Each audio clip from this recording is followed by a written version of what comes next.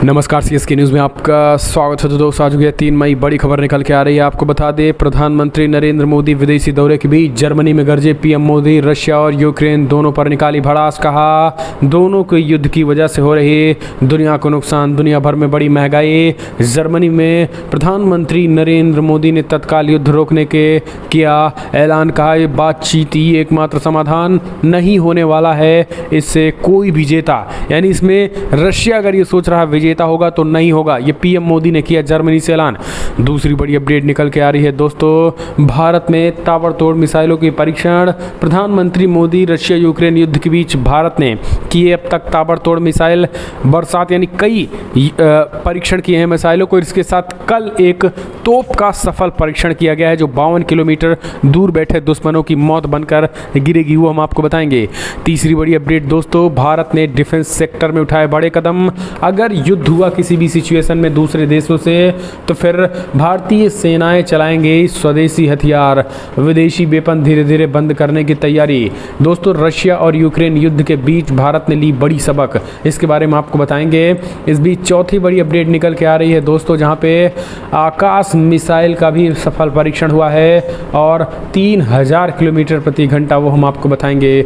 अगली अपडेट निकल के आई है दोस्तों, जहां पाकिस्तान के पूर्व प्रधानमंत्री इमरान खान कभी भी हो सकते हैं गिरफ्तार। ईसा निंदा केस में बुरी तरीके से फंसे हैं। वहीं $90 प्रति बैरल के भी नीचे आ सकता है क्रूड ऑयल को लेकर बड़ी खबर, वो हम आपको बताएंगे। अब बड़ी अपडेट आज दोस्तों, अक्षय तृतीया और ईद परशुराम जयंती तीनों पर्व देश भर में मनाए जा रहे हैं। इसको देखते हुए उत्तर प्रदेश समेत देश भर में हाई अलर्ट घोषित कर दिया गया है, वो हम आपको बताएंगे। अब दिल्ली में भी उठने लगी है लाउड स्पीकर हटाने की मांग, तो एक एक करके विस्तार से खबरें बताएंगे। लेकिन उससे पहले छोटा सा निवेदन, अगर आपने चैनल को सब्सक्राइब नहीं किया तो पल पल के अपडेट के लिए चैनल को सब्सक्राइब करना ना भूले दोस्तों। दरअसल पहली बड़ी अपडेट निकल के आ रही है, जर्मनी में गरजे प्रधानमंत्री मोदी, यूक्रेन संकट में कोई विजेता नहीं होगा, बातचीत ही एकमात्र समाधान, गरजे प्रधानमंत्री मोदी। बताए रूस यूक्रेन युद्ध की वजह से दुनिया में लगातार बेतहाशा बढ़ रही है महंगाई। प्रधानमंत्री मोदी ने दोनों देशों को लगाई फटकार। प्रधानमंत्री नरेंद्र मोदी 3 देशों के यूरोप दौरे के दौरान पहले पड़ाव पर जर्मनी पहुंचे हैं। इस दौरान उन्होंने जर्मनी के चांसलर ओलाफ शोल्ज से मुलाकात की है। दोनों ने साझा बयान जारी कर दिया है और इस दौरान प्रधानमंत्री मोदी ने रशिया और यूक्रेन के बीच चल रहे युद्ध पे अहम बयान दे दिया है। पीएम मोदी घटनाएं हो रही हैं, इसमें दुनिया भर में महंगाई लगातार बढ़ गई हैं, वैश्विक शांति और स्थिरता मुश्किल दौर में है। इन घटनाओं ने दिखाया है कि कैसे सभी देश एक दूसरे से जुड़े हैं। हमने पहले भी कहा है कि यूक्रेन संकट का समाधान बातचीत ही है और हमारा मानना है कि इस युद्ध में कोई भी विजेता नहीं होगा। प्रधानमंत्री मोदी ने कहा है कि मुझे खुशी है कि इस वर्ष की मेरी पहली विदेश यात्रा जर्मनी से हो रही है। इस साल की शुरुआत में किसी विदेशी नेता ने मेरे फ़ोन पर पहली बातचीत चांसलर शोल्ज से ही हुई थी। किसी भी देश के साथ ये पहली आईजीसी बैठक भी है। ये दर्शाता है कि भारत और जर्मनी दोनों ही इस देश में महत्वपूर्ण साझेदार की तरफ बढ़ रहे हैं।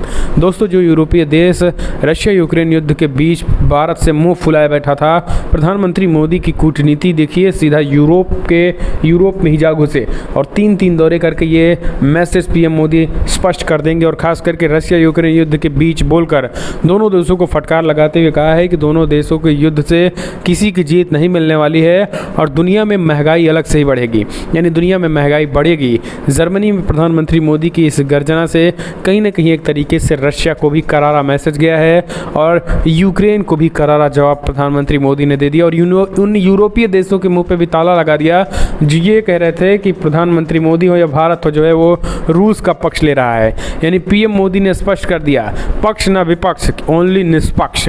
ये भारत का हमेशा से तटस्थ वाला राय रहा है और हम रहेंगे। तो ये प्रधानमंत्री मोदी ने स्पष्ट 2 टूक जो है रशिया और यूक्रेन दोनों को फटकार लगाई है।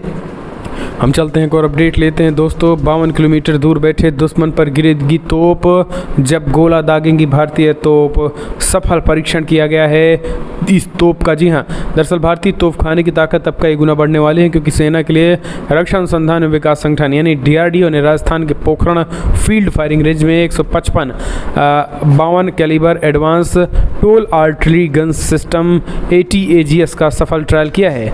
इस तोप को किसी भी स्थान पर ले जाकर तैनात किया जा सकता है। चाहे पाकिस्तान की सीमा हो या फिर चीन के साथ सीमा के लद्दाख में। आपको बता दें ATAGS को बनाने में DRDO की armament research and development establishment, Tata advance system limited, Mahindra defence naval system और भारत फोर्स लिमिटेड ने मिलकर काम किया है। इस तोप का परीक्षण राजस्थान के पोखरण समेत कई अन्य स्थानों पर भी किया गया है। कई राउंड गोले दागे गए हैं, इनमें पूरी सटीकता के साथ टारगेटों पर निशाना साधा गया है। इस तोप की अधिकतम रेंज तक गोले दागे गए हैं। आपको बता दें भारतीय सेना के पास 155 mm की ये गन फिलहाल 7 हैं। आपको बता दें साल 2016 में ही इसका परीक्षण हुआ था। 40 तोपों का ऑर्डर किया हुआ गया था। इसके अलावा 150 और तोप बनाए गए हैं। तो दोस्तों आपको बता दें लगातार जहां एक तरफ भारत मिसाइलों की ताबड़तोड़ परीक्षण कर रहा है, आकाश से लेकर ब्रह्मोस तक मिसाइलों का ताबड़तोड़ परीक्षण जारी है, तो दूसरी तरफ भारतीय सेना ने कहीं न कहीं एक तरीके से इस तोप को परीक्षण करके ये भी बता दिया है कि हम तोप खानों से भी युद्ध लगातार जारी रखेंगे। हम चलते हैं और अपडेट लेते हैं दोस्तों। बड़ी खबर निकल के आ रही है अगली, जहां इंडियन डिफेंस प्रोग्राम में भारतीय सेना चलाएगी वही हथियार जो देश में बनेंगे, विदेशी विपणन होंगे बंद। दरअसल आपको बता दें केंद्र सरकार भारत की तीनों सेनाओं को विदेशी हथियारों से मुक्त करना चाहती है, इसलिए उसने स्वदेशी हथियारों के निर्माण पर जोर दे दिया है। केंद्र सरकार ने विदेशी हथियारों की खरीद फरोख्त पर अब रोक लगाने की पूरी तैयारी कर ली है। करीब 70% रक्षा उपकरणों का स्वदेशीकरण किया जा चुका है, यानी भविष्य में तीनों सेनाओं का देश में बने राइफल्स, टैंक्स, मिसाइलें, हेलीकॉप्टर, UAV ड्रोन आदि मिलेंगे। भारत सरकार चाहती है कि वो रक्षा उपकरणों के उत्पादन में आत्मनिर्भर बने, मेड इन इंडिया उत्पादों को बढ़ावा दिया जाए।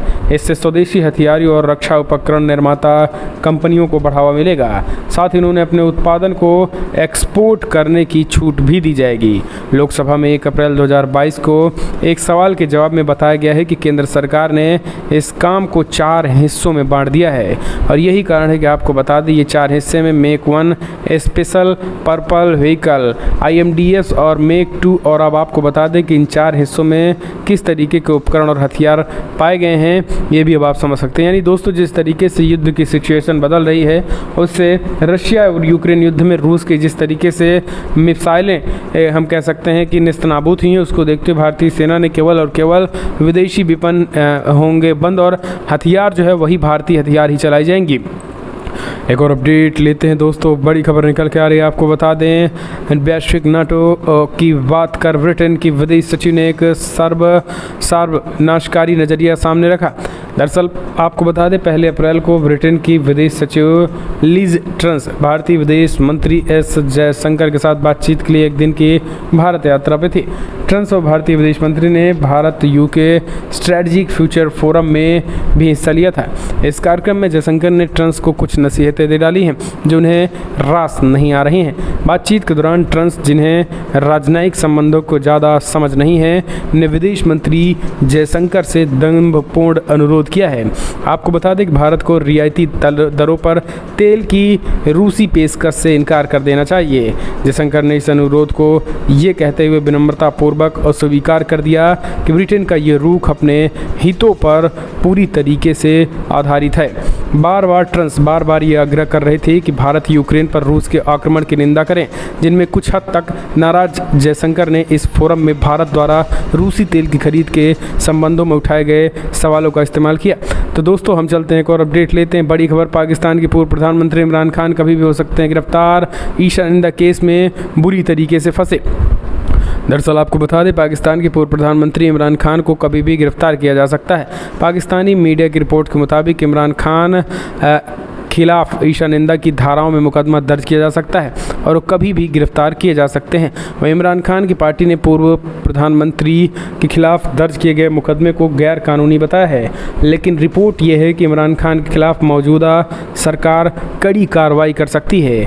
आपको बता दें दरअसल शहबाज शरीफ के सऊदी अरब दौरे के दौरान मदीना मस्जिद में चोर चोर और गद्दार गद्दार के नारे लगाए गए थे, जिसको लेकर सऊदी अरब की तरफ से काफ़ी सख्त प्रतिक्रियाएँ भी दी गई थी और यही कारण दिखाने का इमरान खान की मुश्किलें बढ़ने वाली हैं। हमने आपको कल ही बताया था कि गृह मंत्री ने आदेश भी जारी कर दिया है कि पाकिस्तान के प्रधानमंत्री पर शिकंजा कसेगा और शिकंजा कसना लगभग अब दिखाई भी दे रहा है। हम चलते हैं एक और अपडेट लेते हैं दोस्तों। एक और बड़ी खबर निकल के आई है जहां पर $90 प्रति बैरल के नीचे आ सकते हैं कच्चे तेल की कीमतें। दरअसल आपको बता दें, चीन के औद्योगिक उत्पादन में लगातार दूसरे महीने गिरावट का असर कच्चे तेल की कीमतों पर देखने को लगा है। चीन कच्चे तेल का सबसे बड़ा आयातक देश है और चीन में औद्योगिक गतिविधियों में सुस्ती आने से कच्चे तेल की मांग प्रभावित होने की पूरी संभावना है। यही वजह है कि वैश्विक स्तर पर कहीं न कहीं ब्रेड क्रूड की कीमतों में 3% की गिरावट दर्ज की गई है और कच्चे तेल की कीमत $103 प्रति बैरल रही है। मंगलवार को इसकी कीमत और कम होने की उम्मीद है। आज यूरोप भी आगामी दिसंबर तक रूस से कच्चे तेल का आयात करता रहेगा, जिनमें वैश्विक स्तर पर कच्चे तेल की आपूर्ति के लिए सीमित देशों पर निर्भरता नहीं रहेगी। हम चलते हैं एक और अपडेट लेते हैं दोस्तों। बड़ी खबर निकल के आई है जहां समान नागरिक संहिता लागू करने को लेकर सुप्रीम कोर्ट कई बार लगा चुका है केंद्र सरकारों को फटकार। अब मोदी सरकार भी ला सकती है जल्द ही यूनिफॉर्म सिविल कोड। मुस्लिमों ने जताई नाराजगी। दरअसल सुप्रीम कोर्ट ने देश में समान नागरिक संहिता लागू न किए जाने पर कई सवाल उठाए हैं। सुप्रीम कोर्ट ने यहां तक कि कहा है कि संविधान के आर्टिकल 44 की अपेक्षाओं के मुताबिक केंद्र सरकार ने समान नागरिक संहिता बनाने की कोई ठोस कोशिश नहीं की। सुप्रीम कोर्ट ने समान नागरिक संहिता बनाने के संबंध में अप्रैल 1985 में पहली बार सुझाव दिया था। आपको बता दें, सुप्रीम कोर्ट ने समान नागरिकता कानून पहले से ही लागू करने की बात कह रही है। यानी ये केंद्र सरकार और अमित शाह के मुद्दे से पहले ये सुप्रीम कोर्ट ने भी फटकार लगा चुके हैं। सबसे पहले शाहबानो केस में 1985 में सुप्रीम कोर्ट ने सरकारों को फटकार लगाई थी कि एक यूनिफॉर्म सिविल कोड लाया जाए। फिर सरला मुर्दगल केस में 1995 में सुप्रीम कोर्ट ने केंद्र सरकार को फटकार लगाई थी। फिर जॉन बलवंतनम केस में 2003 में भी यूनिफॉर्म सिविल कोड लागू करने कदम उठाने की बात सुप्रीम कोर्ट ने कही थी। फिर सायरा बानो केस 2017 में, जहां पे कहा कि हम सरकार को निर्देशित करते हैं कि उचित विधान बनाने पर विचार किया जाए। हम आशा करते हैं कि वैश्विक पटल इस्तेमाल किए जा रहे तमाम प्राविधानों और इस्लामिक देशों में शरीयत में हुए व्यापक सुधारों को ध्यान में रखते हुए ऐसा कानून लागू बनाया जाए। जब ब्रिटिश सरकार द्वारा भारतीय दंड संहिता के माध्यम से सबके लिए कानून लागू किया जा सकता है तो भारत पीछे रहने का कोई कारण समझ में नहीं आता है। तो यूनिफॉर्म सिविल कोड जो है आने वाला है दोस्तों जल्द ही पूरे देश भर में। हम चलते हैं एक और अपडेट लेते हैं। बड़ी खबर निकल के आई है जहां पाकिस्तान सरकार खत्म कर सकती है नवाज शरीफ के भ्रष्टाचार के मामले। वापसी के लिए पूर्व पीएम को नया पासपोर्ट जारी होने की खबर। दरअसल आपको बता दें, पाकिस्तान के नए प्रधानमंत्री नवाज शरीफ की सत्तारूढ़ पार्टी पाकिस्तान मुस्लिम लीग नवाज PML ने पूर्व प्रधानमंत्री नवाज शरीफ के खिलाफ भ्रष्टाचार के सभी मामले और सजाओं को खत्म या स्थगित करने पर विचार कर रही है। एक मीडिया रिपोर्ट्स के हवाले से कहा गया है कि शहबाज शरीफ के बड़े भाई और 3 बार PM रहे नवाज शरीफ को नया पासपोर्ट जारी किया गया है ताकि वो लंदन में पाकिस्तान लौट सकें। डॉन में प्रकाशित रिपोर्ट में बताया गया है कि केंद्रीय गृह मंत्री राणा सनाउल्लाह खान ने कहा है कि पंजाब प्रांत की सरकार में इतनी ताकत है कि वो किसी आरोपित की सज़ा को खारिज या स्थगित कर सके। साथ ही उसे देश की अदालत में अपने केस को नए सिरे से रखने का अवसर मिले जिससे उन्हें गलत सज़ा दिए जाने का मामला हो और PMLN के सुप्रीमो अपने स्वास्थ्य को देखते हुए अपनी वापसी पर निर्णय लेंगे। हम चलते हैं एक और अपडेट लेते हैं दोस्तों। बड़ी खबर निकल के आई जहां अफगानिस्तान को अंतर्राष्ट्रीय समुदाय से मिले $76 करोड़ की मदद। दरअसल अफगानिस्तान में तालिबान की सत्ता आने के बाद से हालात बद से बदतर होते जा रहे हैं। ऐसी स्थिति में अफगानिस्तान की मदद को अंतर्राष्ट्रीय समुदाय सामने आया है। उसने $76 करोड़ यानी लगभग 5800 करोड़ रुपए, 5800 करोड़ रुपए की आर्थिक मदद पहुंचाई। इनका उपयोग देश में गरीबी कम करने की खाद्य ज़रूरतों को पूरा करने के लिए किया जाएगा। ये जो है कहना है तालिबानों का कहना है कि भाई हम जो है अपने देश में गरीबी कम करेंगे, हम अपने देश में जो है वो अशिक्षा कम करेंगे, इस तरीके की बात जो है वो कह रहे हैं। हम चलते हैं एक और अपडेट लेते हैं। बड़ी खबर निकल के आ रही है दोस्तों, आपको बता दें यूक्रेन ने किया बड़ा दावा। कहा हमने रशिया के अब तक लगभग 25,000 से 30,000 करीब सैनिकों को किया ढेर, पहुंचाई है बड़े पैमाने पर क्षति। दरअसल आपको बता दें रशिया यूक्रेन युद्ध के बीच अब यूक्रेन ने नया दावा कर दिया है। यूक्रेन ने कहा है कि हमने लगभग खास करके रशिया के 30,000 से ज़्यादा सैनिकों को मौत के घाट उतार दिया है। ये एक बड़ी खबर निकल के आ रही है। आपको बता दें अब लगातार जिस तरीके से सिचुएशन ख़राब होती चली जा रही है और अनियंत्रित होती जा रही है, इन सब के बीच अब बड़ी रिपोर्ट निकल के आई है कि प्रधानमंत्री नरेंद्र मोदी जहां रूस यूक्रेन युद्ध पे भड़ास निकाले, तो वहीं यूक्रेन ने अब ये दावा कर दिया कि हमने रूस को बड़ी कैजुअलिटी पहुंचाई है। तो दूसरी तरफ रूस के राष्ट्रपति व्लादिमीर पुतिन को अगर बात करें तो उन्हें कैंसर की भी खबरें निकल के आ रही है, उन्हें कैंसर की खबरें निकल के आ रही है। ऐसे में उनकी भी हालत जो है वो ख़राब होती चली जा रही है और दूसरी तरफ भारत ने भी फटकार लगा दी है। हम चलते हैं एक और अपडेट लेते हैं दोस्तों, बड़ी खबर निकल के आ रही है। आज देश भर में मनाई जाएगी ईद, लेकिन सड़क रोक कर नहीं होगी कोई धार्मिक आयोजन, ये बड़ी फटकार लगाई है यूपी पुलिस ने। एडीजी प्रशांत किशोर कुमार ने भी दी बड़ी जानकारी। दरअसल आपको बता दें ईद, अक्षय तृतीया और परशुराम जयंती को लेकर उत्तर प्रदेश के एडीजी लॉ एंड ऑर्डर ने कहा है कि पुलिस की व्यापक व्यवस्था की गई है। सभी धर्मगुरुओं से बातचीत हो गई है। पुलिस प्रशासन और धर्मगुरुओं द्वारा अपील की जा चुकी है कि सभी त्यौहार परंपरागत तरीके से मनाए जाएं। किसी भी सार्वजनिक स्थल को बाधित नहीं करना है। धर्मगुरुओं की अपील और आपसी सहयोग से भारी संख्या में लाउडस्पीकर भी धार्मिक जगहों से हटाए गए और उनकी आवाज़ भी कम कर दी गई है। एडीजी ने कहा है कि ईद में 7436 ईदगाह और 19,949 मस्जिदों समेत कुल 31,151 जगहों पर नमाज अदा की गई है। संवेदनशील के आधार पर 2846 स्थानों के लिए व्यापक व्यवस्था की गई। धर्मगुरुओं के साथ लोगों के साथ गहरी बैठक हो चुकी है। अब तक सहमति के आधार पर 60,000 स्पीकर भी हटाए जा चुके हैं। तो ये आपको बता दें आज परशुराम जयंती भी है, अक्षय तृतीया भी है। परशुराम जयंती को लेकर भी तैयारियां पूरी हैं। हम चलते हैं एक और अपडेट। अब दिल्ली में भी उठी धार्मिक स्थलों से लाउडस्पीकर हटाने की मांग, भाजपा सांसद ने एलजी को लिखा पत्र। दरअसल भाजपा सांसद परवेश वर्मा ने उपराज्यपाल अनिल बैजल को पत्र लिखकर धार्मिक स्थलों से लाउडस्पीकर हटाने या फिर आवाज़ को कम करने की मांग कर डाली है। सांसद ने लिखा है कि सर्वोच्च न्यायालय के आदेश के अनुसार सभी धार्मिक स्थलों पर प्रदर्शित लाउडस्पीकर को हटा दिया जाए या फिर आवाज़ इतनी कम हो कि भवन से बाहर नहीं जाए। उन्होंने लिखा है कि दिल्ली में न्यायालय के आदेश का ठीक से पालन नहीं हो पा रहा है। वहीं उत्तर प्रदेश सरकार ने इस आदेश को ठीक से पालन करने की भी बातें कही हुई हैं। आपको बता दें इसी तर्ज पर बाकी राज्यों को भी इसे लागू करने की जरूरत बताया है। सांसद ने उपराज्यपाल से आग्रह किया है कि इस मामले में आवश्यक दिशा निर्देश दिए जाएँ ताकि लोगों को बिना परेशान हुए शांतिपूर्ण माहौल मिल सके। सांसद ने इसको लेकर पुलिस आयुक्त राकेश अस्थाना, उत्तरी नगर निगम के आयुक्त संजय गोयल, पूर्वी दिल्ली नगर निगम के आयुक्त विकास आनंद को भी पत्र लिखा है। हम चलते हैं एक और अपडेट लेते हैं दोस्तों, बड़ी खबर निकल के आ रही है। आपको बता दें एक और, जहां गृह मंत्रालय ने दिल्ली पुलिस को किया जारी अलर्ट। कहा ईद के दिन असामाजिक तत्वों पर रखी जाए नज़र। मध्य प्रदेश के खरगोन में भी धारा 44 और कर्फ्यू लगाया गया है, नहीं मन पाएगी पूर्णतया। दरअसल गृह मंत्रालय ने दिल्ली पुलिस को ईद के मौके पर अलर्ट जारी कर दिया।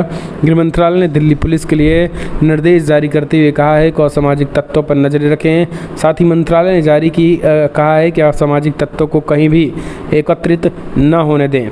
इसके साथ ही सभी जिलों के बड़े अधिकारी अपने जिले में गश्त करें। वहीं दिल्ली पुलिस ने ईद के त्योहारों को देखते हुए उचित कदम उठाए गए और इसी तरीके से दिल्ली पुलिस ने संवेदनशील स्थानों को चिन्हित कर यहाँ पुलिस बल की संख्या बढ़ा दी गई है।